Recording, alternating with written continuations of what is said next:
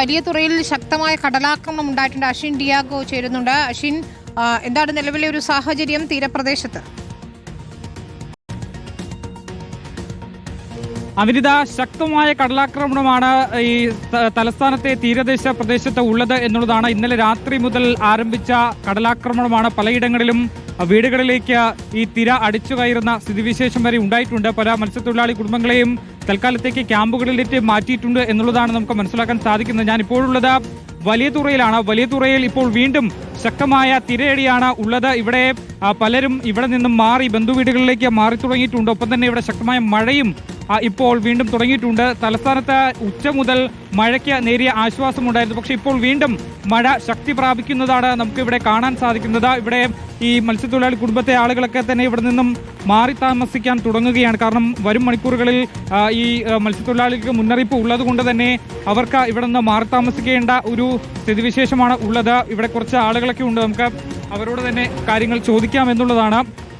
ഈ ഇന്നലെ മുതൽ രാത്രി മുതൽ തന്നെ ഇവിടെ നല്ല കടലാക്രമണം ഉണ്ടായിരുന്നു എന്നുള്ളതാണ്. ചേട്ടാ, ഇവിടെ രാവിലേക്ക് കടലാക്രമണം ഉണ്ടായിരുന്നു? നല്ല രീതിയിൽ കടലാക്രമണം ഉണ്ടായിരുന്നു. ഇവിടെ എല്ലാം വെള്ളം അടിച്ചു കയറായിരുന്നു. ഇവിടെ പേടിച്ചാണ് ഇവിടെ കിടക്കുന്നത്. വേറെ മാറി താമസിക്കാൻ ഒരു നിവൃത്തിയില്ല. ഇവിടെ ഇതിൻ്റെ കൂടെ തന്നെ എൻ്റെ മകൻ്റെ വീട് പോയി. അവന് വീടൊന്നും കിട്ടിയില്ല. അവർ പറയുന്ന ഉണ്ടോ ഇത്? ഇന്നലെ രാത്രി മുതൽ ശക്തമായ മഴ തന്നെ, കാറ്റും, ഭയങ്കര കാറ്റും, വലിയ കടലും. ബാക്കിയുള്ളവരൊക്കെ മാറി, ചേട്ടാ മാത്രമേ ഉള്ളൂ? ഇല്ല, ഞാനും എൻ്റെ കുടുംബം കൂടെ ഉണ്ട്. രാത്രിയും വീണ്ടും ശക്തമായ കടലാക്രമണം മാറണ്ടേ? ഇനിയിപ്പോൾ രാത്രിയായി എന്ത് ചെയ്യും? ഇവിടെ പോകാൻ വേണ്ടി ഞങ്ങൾ എവിടെ പോയി കിടക്കും? ഞങ്ങൾക്ക് പോയി കിടക്കാൻ ഒരു നിവൃത്തിയില്ല. ഞങ്ങൾ ഇവിടെ തന്നെ മരിച്ചാലും കൂടെ കിടന്ന് മരിക്കട്ടെ എന്നും പറഞ്ഞാണ് ഇവിടെ കിടക്കുന്നത്.